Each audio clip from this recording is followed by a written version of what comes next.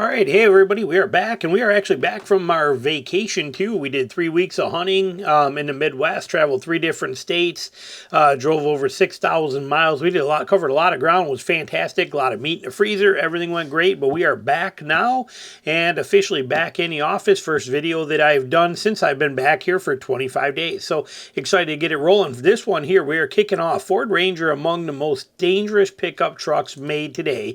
Means you have a greater chance of dying in one of these than anything else. It caught my attention. So we were reading through it. They talk about it that it actually comes in at number 2 on a list of mid-sized trucks, and on a list of trucks in general. It comes in, and the Ranger comes in at number 2, which led me to wonder what the rest of the cars were, the rest of the trucks were, and that kind of stuff. So we dove into it, but it says Ford Ranger is one of the most dangerous vehicles on the road, and in fact, it landed as the second most dangerous pickup on that particular list, with a fatal accident rate of 4.0 cars per billion vehicle miles driven, which is 1.7 times higher than the average of 2.3, and higher than any pickup truck save for the Nissan Frontier, which came in at 5.0 per billion miles driven. A Ranger joins the Mustang on this list this year, so I wanted to see what this list was.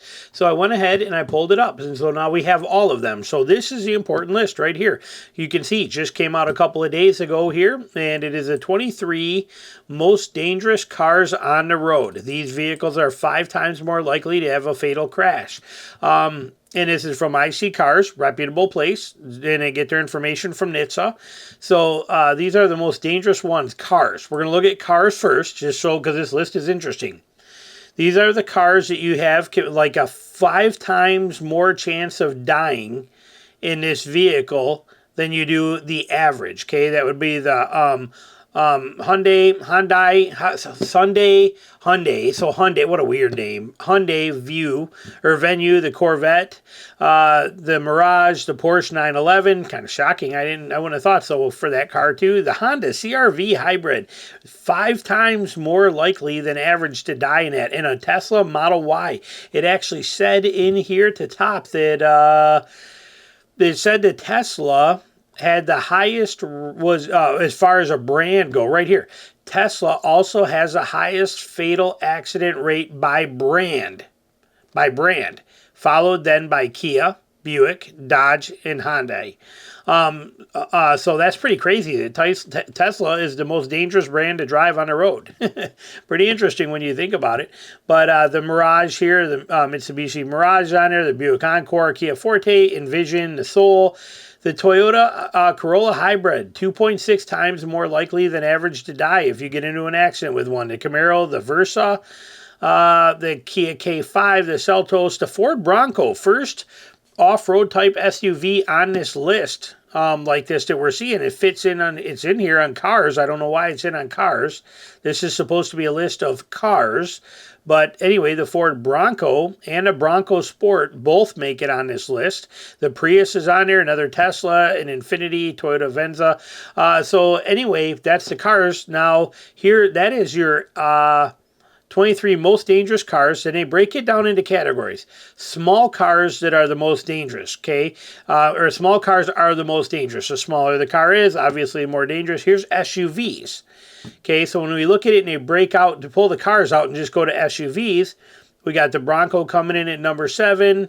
You can see the list on here. Okay, Broncos and Bronco Sport are on there. Nissan Kicks coming in at number 11. That kind of shocks me, and it's interesting to know because this was a vehicle that I praised. I actually, like I said, I was kind of hoping that Bella would have went with one of these back in the day. I kind of pushed for it as a great car.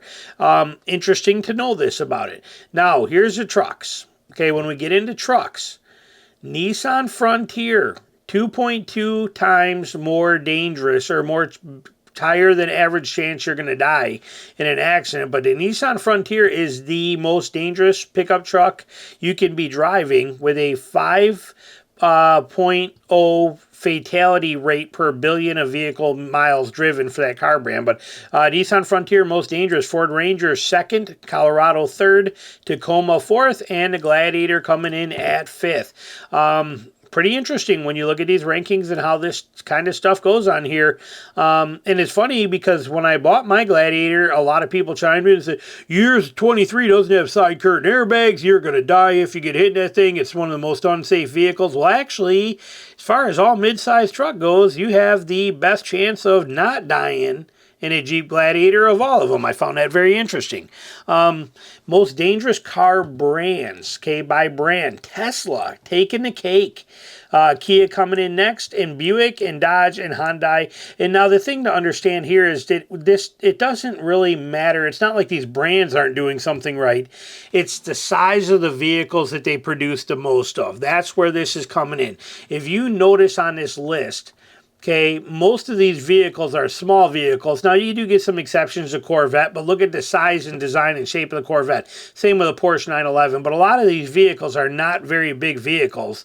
And, you know, there's not a lot of steel frame. They're unibody style for the most part. I think your first frame vehicle you get to on this list is when you get to a Bronco. You know, would be your first actual body on frame vehicle here. So a lot of these things they don't have the backbone, and they don't have the support. They don't have the infrastructure, the weight, the size to keep them going, which is also the reason that trucks rank pretty high on this list too. Trucks don't have mid-sized trucks. They have frames, so you can see, look at, even put it into perspective. The Nissan Frontier, okay, is 2.2 times compared to truck average. Okay, and then that's SUV average, so they're not giving it overall average. 2.2 times the truck average, so we don't know where it's standing. Well, look at here, okay? Even the Nissan Frontier is coming in with a 5.0 rate out of per billion vehicle miles. Look at what we're getting out of some of these other ones here too. 13, 10. You know, so you basically, your Nissan Frontier is two times as safe as a Tesla Model Y. See what I'm getting at here? When you look at these and you start running these numbers. So, like I said, we're not saying that the Frontier isn't a good truck, just it's interesting when you look at this list. So take it for what it's worth, but there it is. Nissan Frontier coming in as the most unsafe, biggest chance to die, the most dangerous truck that you can drive today, according to this list, is the Nissan Frontier. While we're on that note of Nissan, let's take a look at some good Nissan here. So while I was gone and I was on my trip, this was blowing up my phone everywhere. Nissan cuts 9,000 jobs. Oh my God, what are we going to do? Nissan's never going to be around. Nissan's going to disappear. Nissan's going to go bankrupt. No. Read it again. Okay? Stop reading headlines and going by that. Read it again. Nissan is cutting 9,000 jobs. They are cutting production. They're doing a lot of things. Why are they doing it? Because they don't want to go out of business. They want to survive. They want to get a resting area. They want to just kind of pull out of the rat race, step to the side for a minute, reevaluate, make the changes needed, get back in, and then win the race, okay? They're in a pit stop is what they do. What do you do when you do this is you pull out and you get stuff sorted, and then you get back in the race, okay? Where Ford and Stellantis, they don't do that. They just keep crashing along, hoping something gets better, and they have board meetings, and they go out golfing, and they talk about stuff, and Nissan's actually doing things. Okay, it's good that they're laying off 9,000 people. Okay, it's good that they're taking the steps they do. It says right here, okay, Nissan Motor will cut 9,000 jobs and 20% of its global manufacturing capacity. The automaker said on Thursday as it scrambles to reduce costs by $2.6 billion in the current fiscal year amid sales slumps in China and the U.S. Yeah. Okay, everybody's on every video I've seen on this is, oh my God, Nissan's done, Nissan's done. They're doing everything they can to not be done.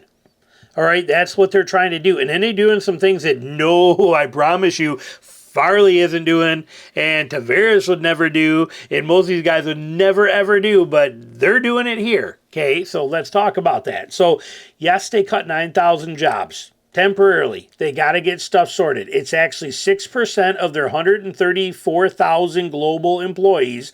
They are cutting 6.7% of them out so that they can get this stuff sorted. Okay, they are also going to scrap its net profit forecast and reduce it to a lower number so they can be more realistic.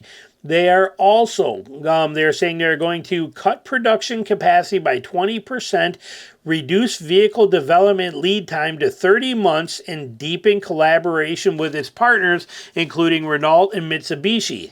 Mitsubishi also just bought 10% stakes of Nissan to help raise that 68.6 billion yen or $500 million and bring this stuff back up. Nissan is doing what it needs to do to survive and be here forever, okay, to be able to be around. They also did this. Where did I see that in here? Hang on. Right here, okay. The CEO of Nissan said he will voluntarily forfeit 50% of his monthly compensation starting this month, and the other executive committee members will also voluntarily take a pay cut to help.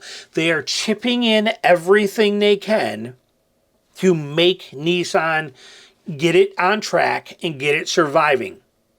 Like I said, you ever think Farley's going to do that? You think Tavares would ever do that? Do you think any of these guys would ever do that? No, because they only care about themselves. This is Nissan doing what they got to do, and Nissan is doing it right. Nissan is not going anywhere. Nissan is doing everything the way a company should do it, exactly the way they should, and they are pulling over into the pit stop, reevaluate, reassess, get the hybrids needed that are out there, make the changes that are done, get it done quickly, get back in and go, and they are going to succeed at it. Nissan is doing a fantastic job. So don't be afraid of this. This 9,000 job cut right now, this is what they got to do as a company to survive, and they're doing it well. Better so than Stellantis has done or that Ford does. Okay, both of them, like I said, they're a joke comparatively. And then this one here, blowing up my feed while I was gone. GM recalls 462,000 diesels due to possible rear wheel lockup. Everybody's blowing up on this thing. Oh my God, these transmissions are junk. They're going... Listen. Yeah, it's 500,000 GM trucks. 500,000 GM trucks. Is there a back order of parts? Is this being delayed for 8 months? Are they telling you got to park your truck and you don't get to drive it for 8 months like's happening with Ford, like's happening with all this stuff? Is it Toyota where they're telling you, where you got people that have already been waiting for 8 months and they're still probably 6 or 7 months out before they get a new motor in theirs, or transmissions that are dropping out and they're telling them it's 7 months out before they get a new one like the Tacoma? No, it's a software problem. Yet the whole internet's blowing up over this thing. GM recalls 500,000 diesels because the rear wheels could lock up. Take it to the dealership and get the software flashed. It's like a 16-minute deal. It's super simple. It's all it is. It is a software update fixes the transmission valve issue. Do you see that? Right there. Software update fixes the transmission valve issue. It's a software problem. It is a simple, quick fix. So yeah, there's 500,000 of them, okay? But it's not the end of the world. It is not a huge deal as many people are making it out to be. It is a quick, simple fix. Now, I'm running out of time in this video, but we didn't talk about you talk about the 1.6 million motors Honda's got to deal with. You talk about the Ford, how they just had to pay the second highest fines in history for stuff. There's other things we'll talk about in other videos, but in here, like I said, these were the two. Right here, the Nissan job loss and this one were the one that I was getting hit with all the time with questions on these. Do you think it's still safe to buy a GM truck? Would you still buy a GM truck with these transmissions? We're locking up the rear wheels. Would you still buy a Nissan? Are they going to be around in 10 more years? Are they going to be around in 5 years? Look, they're going to go bankrupt and disappear.